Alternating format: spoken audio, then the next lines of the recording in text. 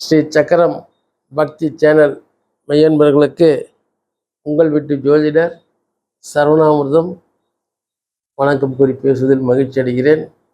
எல்லோருக்கும் வாழ்த்துக்கள், ஆசீர்வாதம். குரு பெயர்ச்சி அதற்கு முன்பாக புத்தாண்டாக பரபவ ஆண்டு வருகிறது. எல்லோருக்கும் தமிழ் புத்தாண்டு வாழ்த்துக்கள். குரு பகவான் பயிற்சியாகிறார். மிதுனத்திலிருந்து கடகத்துக்கு வருகிறார்கள் 1/6/2026. குரு பகவான் யார்? தேவகுரு, பிரகஸ்பதி, அஷ்டமாசிதிகளுக்கு அதிபதி. தங்கம், கோமேதகம், வைரம், வைடூரியம், ரத்னம், மாணிக்கம், முத்து இது போன்ற ஆபரணங்களுக்கு அதிபதி. குழந்தை மழலை செல்வங்களுக்கு குரு பகவான் அதிபதியாகிறார். ஆக இந்த குரு பகவான் மிதுனத்திலிருந்து கடகத்துக்கு வருகிறார்கள். 12 ஆண்டுகள் 12 கட்டங்களை சுற்றிவிட்டு 12வது ஆண்டாக கடகத்திற்கு வருகிறார். குரு பகவான் கடகத்திற்கு வந்தால் என்ன?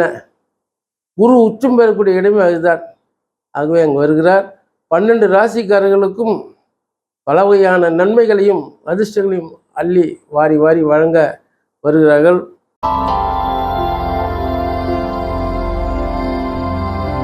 மிதுன ராசி நேயர்களுக்கு பரபவ தமிழ் புத்தாண்டின் ஆசீர்வாதங்கள் மற்றும் மிதுன ராசி நேயர்களுக்கு உண்மையிலேயே ஒரு ஜாக்பாட் தான். ரொம்ப சந்தோஷமான விஷயம் என்ன என்றால், குடும்பஸ்தானத்திலேயே ஜென்ம குருவாக இருந்தவர் குடும்பஸ்தானத்துக்கே வந்து உங்களுக்கு ஆசீர்வதித்தும் ஆராதனை பண்ணி உங்களை ரொம்ப மிக உயர்ந்த இடத்துக்கு அழைச்சி செல்ல போகிறாரு.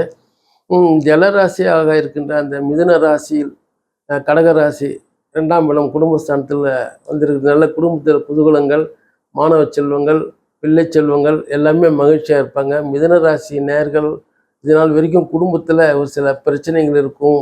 எப்போ வரும் போது இயங்கிக்கிட்டு இருந்தவங்களுக்கு இதோ இப்போ வந்துச்சுன்ற மாதிரி ஒரு மகிழ்ச்சியான சந்தர்ப்பம். உங்களுக்கு வீடு வாகனங்கள் எல்லாம் அமைய போகுது. வெளிநாடு சுற்றுப்பயணங்கள் போக போகிறீங்க. தொழில் வளர்ச்சி, தொழில் துறையில் கொஞ்சம் சிரமமான பலுவாக இருக்கும். அதெல்லாம் பார்த்தீங்கன்னாக்கா முன்னேற்றமான ஒரு சுகமான ஒரு சுமைகள் தான். அதனால் மிதுன ராசி நேயர்கள் ரொம்ப சந்தோஷமாக இருக்க போகிறீங்க. ரொம்ப சந்தோஷம்.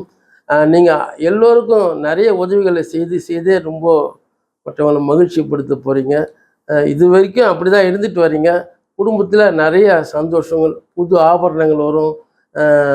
வேலை வாய்ப்பு இல்லாதவங்களுக்கு வேலை வாய்ப்பு கிடைக்கும். கல்யாணம் ஆகாத ஆண் பெண்களுக்கு திருமணம் நடக்கும். குழந்தை பாக்கியமே ரொம்ப நாள் இல்லாத இருக்காங்க பார்த்தீங்களா, அவங்க குழந்தை பாக்கியம் வீட்டில் வந்து நிறைய குழந்தை பாக்கியம் கிடைக்கும். இதனால் வரைக்கும் எப்போ குழந்தை பிறகு ஏங்கிட்டு இருந்தவங்களுக்கும் கிடைக்கும். வீடு வாகனங்கள் நல்ல சிறப்பாக அமையும்.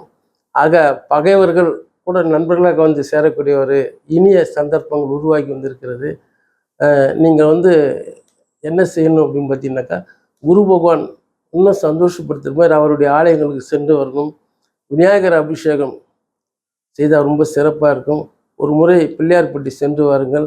சிறப்பான ஒரு பலன் உங்களுக்கு எப்பவுமே உண்டு. மகிழ்ச்சியோடு இருங்க. வாழ்த்துக்கள்.